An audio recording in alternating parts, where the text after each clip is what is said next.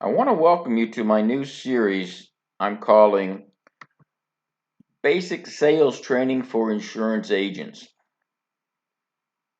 Now, before I get into anything heavy, not that it's going to be heavy, but seriously, I'm assuming that you've gotten your license, you're contracted with a company, you study the materials, and now you're ready to generate business. Well, how do you do that? You could be talking to people, maybe not so much always be selling as they tell you, but engaged in conversation with a lot of people and mildly asking questions. And then, based on the responses, slyly, yes, sly as a fox, interject some of your product. You may turn them off. You may find an interested person. You never know. But what I want to start out talking about is the two ways that I consider uh, generating leads. Now, you could do what I call time consuming tasks. Now, what are time consuming tasks? Most of the time, they give you a list of leads and tell you to go call them. Well, it used to take about 100 calls before you got 3 appointments. So if you needed 15 appointments, you only had to do 500 calls. But today, with people not answering their phone because of all the scammers out there, it's running about one sales appointment out of 100. And that's, of course, including calls that are bad numbers, calls that are not answered, calls that go to people that aren't there, or perhaps the wrong number, different scenarios like that. It takes about 28 seconds for the phone to ring enough to go to the voicemail, and another 32 more or less to be able to leave your message and update your notes. So, again, about a minute per call. So, if you have to call 100, if you have an hour, you have 60 minutes. So, 10 hours would then mean you would be able to make or call 600 people. 2 days of that, and you should be able to get 12 appointments or more. And if not, then you have to go a few more hours the next day. Sound like a winner, huh? Well, another way of that's maybe less cumbersome is to do seminars. Well, seminars are where you go out to your church or the library or a nursing home. You have prearranged engagements. You you could talk to them about your basic presentation, just enough to get them to want to listen to you.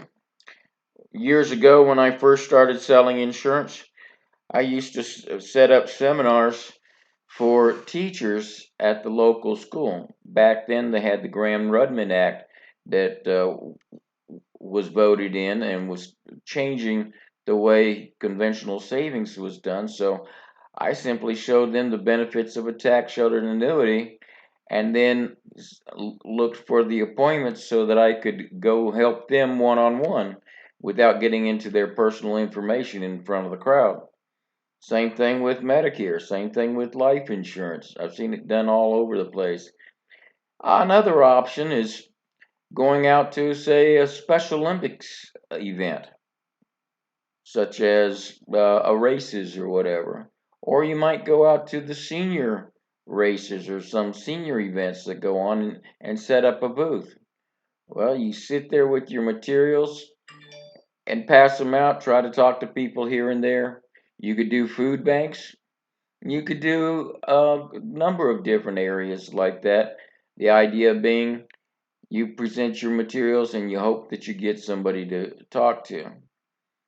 Um, Another way is going out there and just doing the old school. Knock, knock, knock. Go to door, or at least from your list, work your list in the certain zip codes and try to generate leads that way. Well, that's time consuming, guzzles your gas, and doesn't prove to be very effective in my book. Now, why do I say that?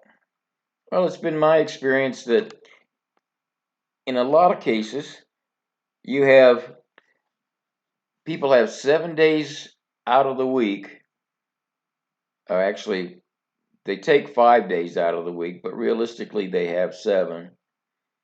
They piddle around for 4 of those days and then maybe sell something once or one or two applications.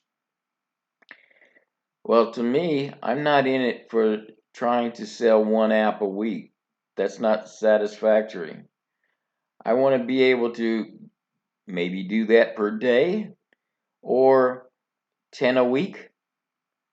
I want to make some serious money, and just doing these time consuming tasks just does not make it. I mean, by the time you get out there and get to that appointment, uh, first of all, you have to do that every week in order to get your appointments. And then when you set your appointments, because you're making phone calls all the time, or you're out sitting at these events all the time, those, yes, they do provide some applications, but are there better ways?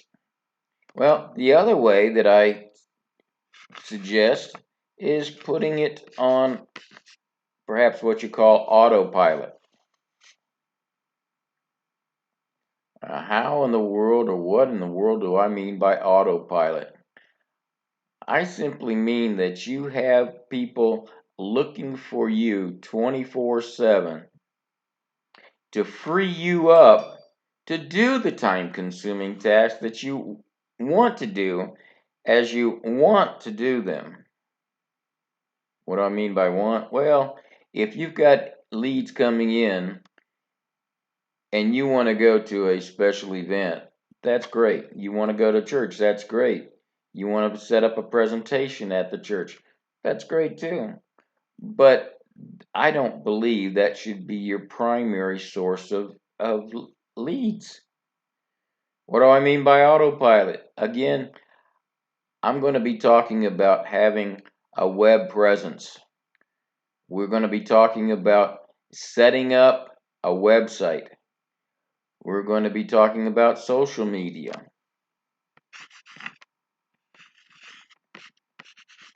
We're going to talk about Facebook.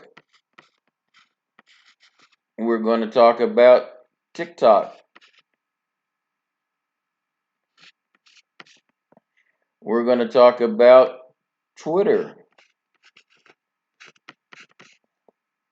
Don't ask me what that last one was. We want to talk about Instagram. How about, this is not turning out to be a good source of notes here, but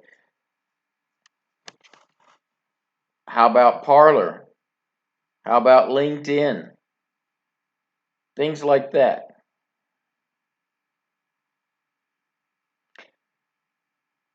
When we come back, we'll start with basic web design, because if you don't have a place to point people to, whether you have a Facebook page, group, or anything else, you don't have anything per se.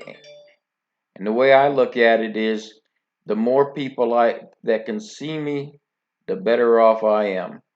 If I go to a webinar, I'm in a seminar, how many people am I going to bring in? 20? If I'm lucky, probably two or three in reality. Or in some cases where I've sat in a nursing home or stood in a nursing home going over Medicare, they were more than anxious for me to get done so they can go back to their TV watching in the room that they were in. Those kind of things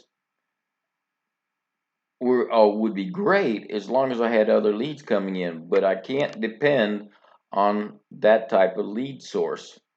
So join us next time as we dig deeper and discover what it means to be on autopilot.